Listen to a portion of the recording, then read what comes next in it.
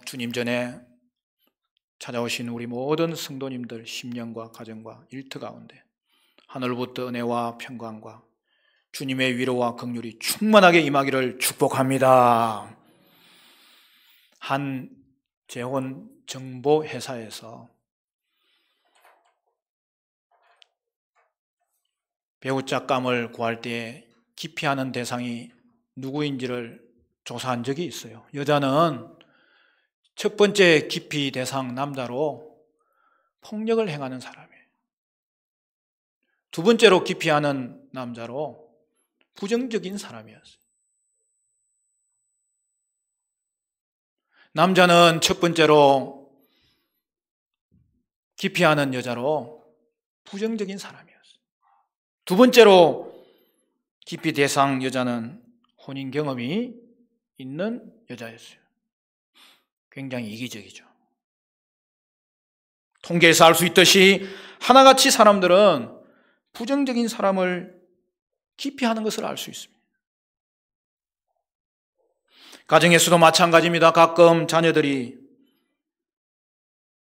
부모의 사랑은 외면하고 부모가 상처를 준 것만 기억하는 경우가 있습니다.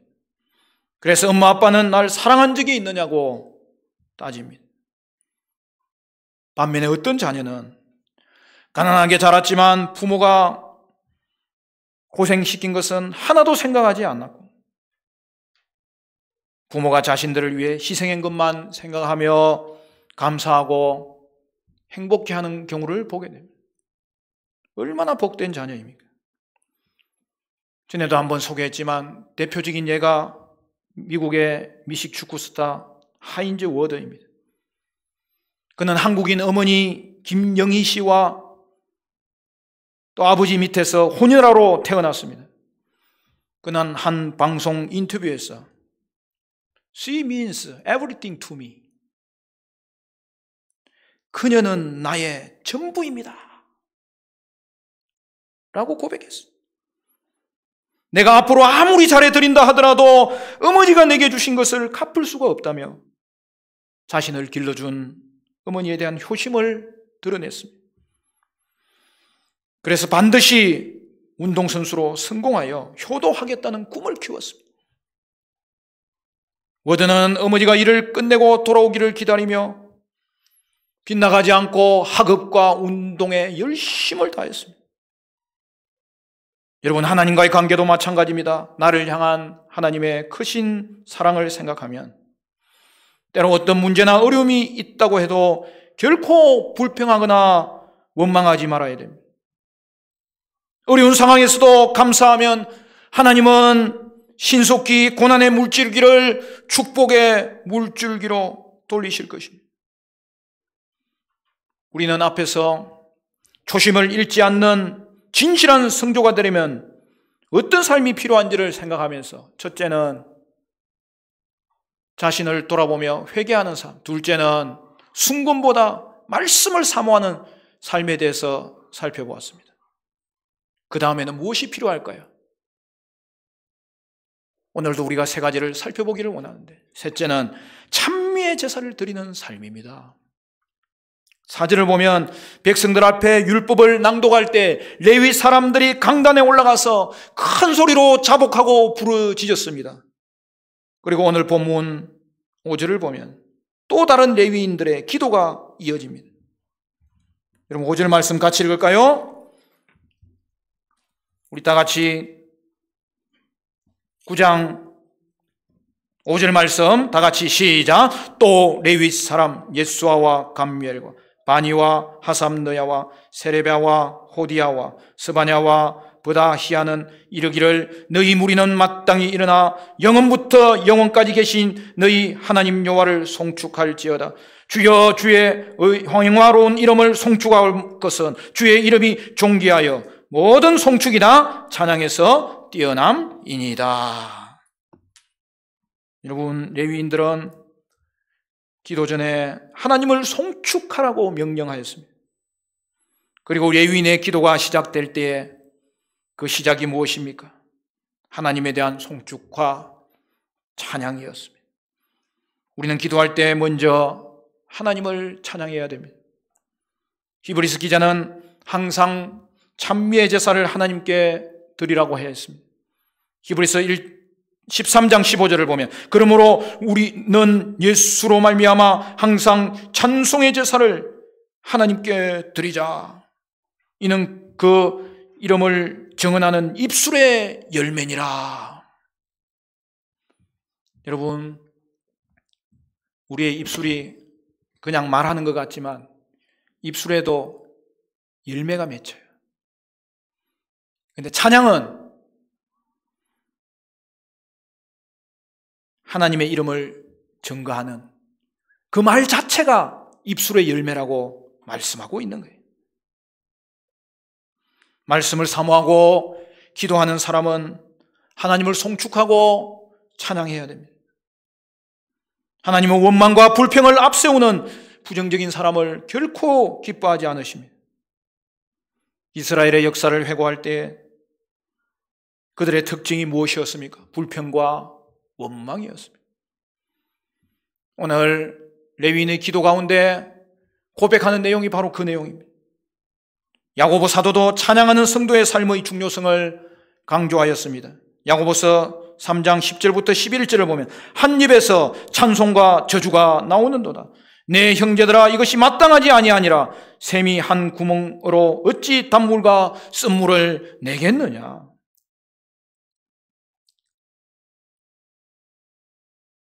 강원도 화천에 가면 겨울에 축제 하잖아요. 그 강가에 지나가다 교회 이름을 봤는데 화천제일교회. 제가 어딘가에서 책을 읽은 그 교회더라고요. 화천제일교회 변성엽 집사는 초등학교 1학년 때까지 들을 수는 있지만 말을 할 수 없는 언어 장애아였습니다. 책을 읽을 수도 없고 친구들과 이야기할 수도 없고 많은 날들을 눈물로 지냈습니다. 그러던 어느 날 2학년 음악 시간에 오르간의 반주 소리를 듣고 노래를 따라 부르기 시작했습니다. 선생님은 이상한 소리를 내는데도 칭찬해 주었습니다. 그는 어둠이 교실을 삼킬 때까지 교실에 혼자 남아서 오르간을 치며 노래 연습을 했습니다. 그 시간만은 친구들의 놀림을 피할 수 있고 그는 천국의 아이로서 노래하였습니다. 이후 소년 변성엽은 교회에서 은은히 흘러나오는 찬송 소리에 이끌려서 교회를 다니기 시작했습니다. 그때 제게 노래할 수 있는 목소리를 주시면 호흡이 있을 때까지 주님을 찬양하겠습니다 라는 서원 기도를 드렸습니다. 찬송은 소년의 녹슨 아픔을 녹이고 닦아내어 소년을 성가대원으로, 나중에는 성가대 지휘자로, 나중에는 합창단 지휘자로 봉사하게 만들었습니다. 그는 평생 하나님께 빚진 자의 심정으로 후배들을 가르치겠다고 결심했습니다. 변 집사님은 열심히 노력하여 음악을 전공하였고 그 후에 음악과 교수가 되었습니다.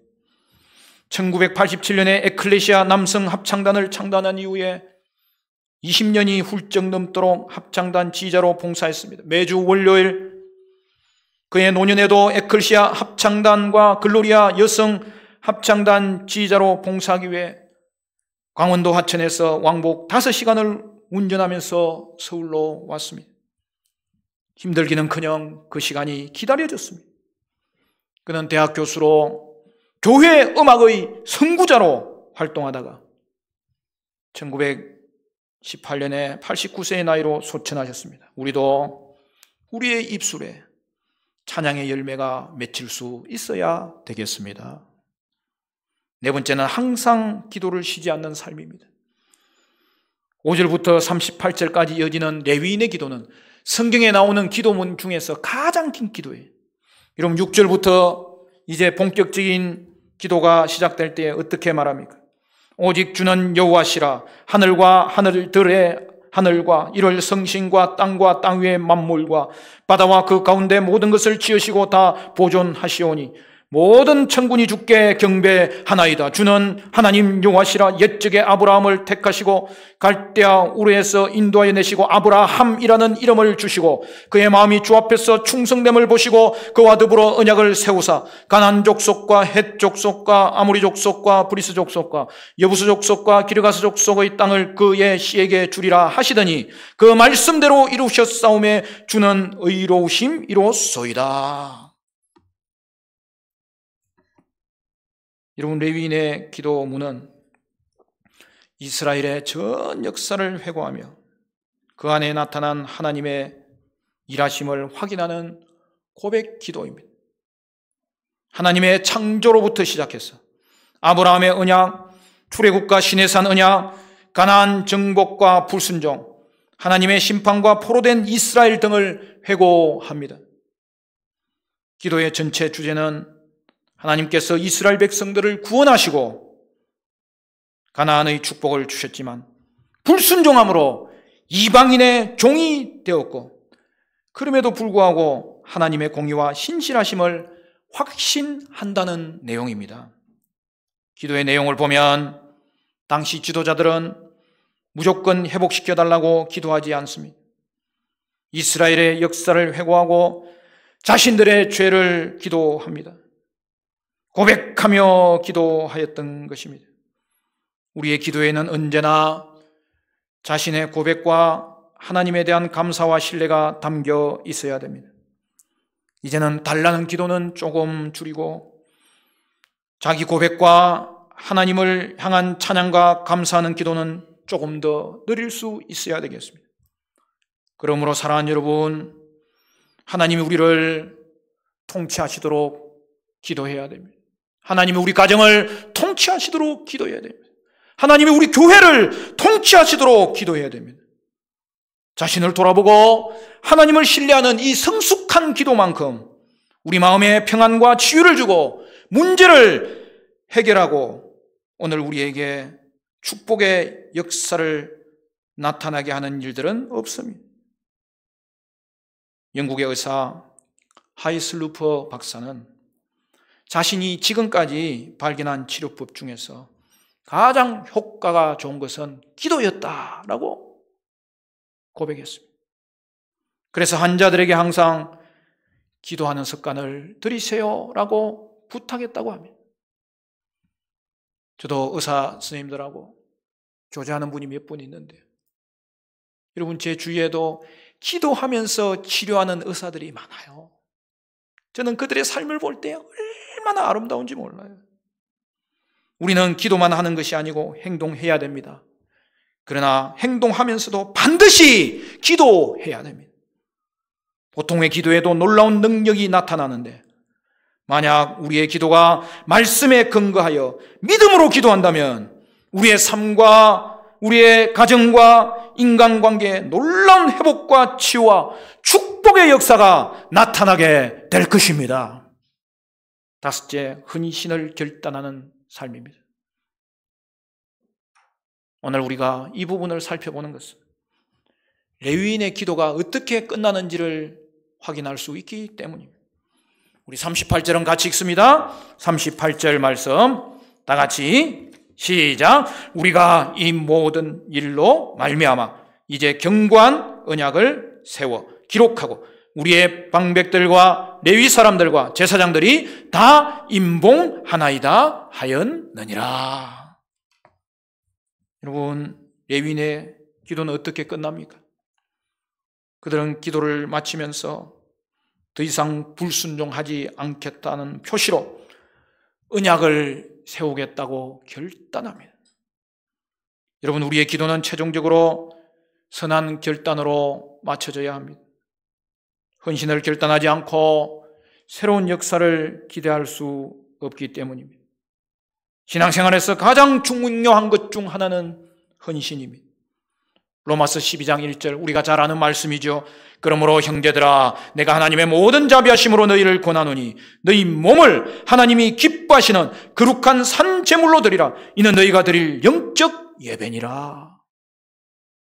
사랑하는 여러분, 우리의 몸을 하나님이 기뻐하시는 거룩한 산 제물로 드릴 줄 알아야 됩니다. 헌신은 축복으로 들어가는 문입니다. 사르밧 과부가 아들을 잃었을 때 그 현실 가운데 하나님을 붙잡았던 것처럼 에스더가 민족과 자신의 절박한 현실 가운데서 주님을 붙잡았던 것처럼 힘든 현실 앞에서 헌신하고 죽으면 죽으리라는 마음으로 헌신해야 합니다. 바로 그때 사는 길이 열립니다. 축복의 문이 열리게 됩니다. 2차 세계대전 이후에 동독과 서독이 갈리고 동독의 공산 치하가 진행될 때 거기에 선생님들은 아이들을 세뇌시키면서 먼저 아이들에게 하나님께 사탕을 달라고 기도를 시켰습니다. 그리고 아무 일도 없으면 잠시 후에 말했습니다. 어린이 여러분, 이제 알겠죠? 하나님은 없습니다. 그러면 이제 우리 공산정부에 사탕을 달라고 구해봅시다. 그리고 난 후에 선생님이 사탕을 나눠준다는 거예요. 그러면서 공산정부를 믿고 감사하라고 세뇌시켰다고 합니다. 그 당시 맥클렌 부르그에 사는 한 10살짜리 신실한 여자아이가 있었습니다. 어느 날 선생님이 학생들을 모두 일으켜 세우고 자신의 말을 따라하게 했습니다. 하나님은 없다. 그때 모두가 다 따라했지만 그 아이는 따라하지 않았습니다. 그래서 선생님은 이 아이에게 명령했습니다. 너 오늘 집에 가서 하나님이 없다라는 문구를 50번 써와. 그 아이는 집에서 부모님과 상의한 후 다음 날 하나님이 계십니다라는 문구를 50번 써왔습니다. 선생님은 화가 나서 말했습니다. 너 이번에는 꼭 하나님이 분명히 없다라고 70번 써와. 그럼 다음 날 아이는 또 하나님은 분명히 계십니다라고 70번을 써왔습니다. 그러나 선생님은 욕을 하며 말했습니다. 너 내일 꼭 하나님은 절대로 없다라고 100번을 써와. 이번에도 반항하면 신고할 거야. 이 말을 듣고 부모와 그 아이는 깊이 고민하였지만 기쁘게 고난당하기를 결심했습니다. 그래서 상의 후에 여러분 어떻게 써왔을까요? 하나님은 절대로 계십니다. 100번을 써왔습니다. 그것을 보고 선생님은 떨리는 목소리로 소리쳤습니다. 좋아, 내가 이제 고발할 텐데 하나님이 너를 돕나 어디 두고 보자. 그리고 급히 자전거를 타고 교문을 나섰다가 자전거에서 떨어져 심장마비로 급사했다는 거예요. 그러자 창문을 보고 있던 모든 학생들이 한 목소리로 하나님은 절대로 살아계십니다라고 외쳤다는 것입니다. 여러분, 죽기를 각오하면 오히려 사는 길이 열립니다. 축복의 조건 중 가장 중요한 것은 순종과 결단입니다. 아무리 큰 소리로 부르짖으며 기도해도 순종이 없으면 공허한 기도가 됩니다. 예배조차 순종을 전제로 해야 참된 예배가 될 수 있습니다. 사무엘상 15장 21절에 22절에 사무엘 선지자는 이렇게 말합니다. 사무엘이 이르되 여호와께서 번제와 다른 제사를 그의 목소리를 청종하는 것을 좋아하신 같이 좋아하시겠느냐? 순종이 제사보다 낫고 듣는 것이 순양의 기름보다 나으니라. 사랑하는 성도 여러분, 우리는 말씀과 기도로 힘을 얻으시고 항상 순종으로 나아갈 수 있어야 되겠습니다. 기도하는 입술도 중요하지만 남을 돕는 손길이 중요합니다. 행위로 구원받는 것은 아니지만 구원받은 자에게는 행위가 나타나는 것이 정상입니다. 성도의 책임을 외면하고 은혜와 축복만 바라면 그것은 방종주의입니다. 행함을 절대시하는 율법주의도 잘못이지만 방종주의도 따라서는 안 됩니다. 구원은 은혜이지만 여러분 그것은 값싼 은혜가 아니잖아요. 하나님 아들의 예수 그 그리스도의 보배롭고 존귀한 피로 저와 여러분을 사신 거잖아요. 하나님의 자녀가 되었으니 자녀답게 살라는 거예요. 행함이 없는 믿음은 죽은 믿음입니다. 성도에게는 행위가 나타나야 합니다. 물론 행위를 자랑하지 말아야 합니다. 우리가 자랑할 것은 하나님의 은혜뿐입니다. 우리는 누구보다 헌신적인 행위를 하고서 그러고도 오직 십자가의 은혜만 자랑하는 복된 성도가 되어야 하겠습니다. 하나님이 기뻐하는 것은 우리 몸을 하나님이 기뻐하시는 산 제물로 드리는 것입니다. 사실 드리는 삶이 행복한 삶입니다. 부부관계를 생각해 보십시오. 부부끼리는 줘도 빼앗기는 게 없어요. 그러나 안 주는 것만큼 빼앗기는 거예요. 신앙생활에서도 하나님께 안 드리면 안 드리는 만큼 빼앗깁니다. 그런데 내가 드리면 더 많은 것을 얻습니다. 여러분, 이것이 헌신의 원리입니다. 재정의 원리도 마찬가지입니다. 여러분, 헌금은 심는 거예요. 구제도 심는 거예요.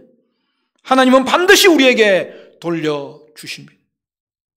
내가 사랑한 만큼 사랑을 받고 칭찬한 만큼 칭찬을 받고 남을 행복하게 한 만큼 내가 행복하게 되어집니다. 영적으로 심는 것은 반드시 하나님께서 갚으십니다. 내가 하나님께 드린 만큼 받습니다. 아니, 더 받습니다. 여러분, 순종 자체가 축복이에요. 하지만 하나님은 순종을 기뻐하시기 때문에 순종에는 축복이 따르도록 역사하는 것을 볼 수 있습니다. 여러분, 믿음으로 예수님을 만나지만 이제는 순종하러 우리는 축복을 받게 되는 거예요. 물론 순종도 내 힘으로 하는 것이 아니에요. 순종도 하나님의 은혜 주심을 붙잡는 거예요.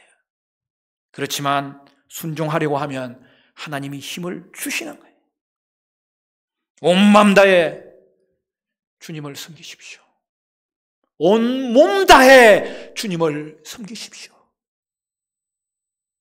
우리의 몸과 마음을 다 드려도 잃어버리는 것은 하나도 없고 결국에는 온통 얻는 것만 생기게 될 것입니다. 이것이 순종의 원리입니다. 축복의 원리입니다. 천국을 누리면서 살아가는 이 땅에서의 삶입니다. 이번 주간은 성탄절이 있는 성탄 주간입니다.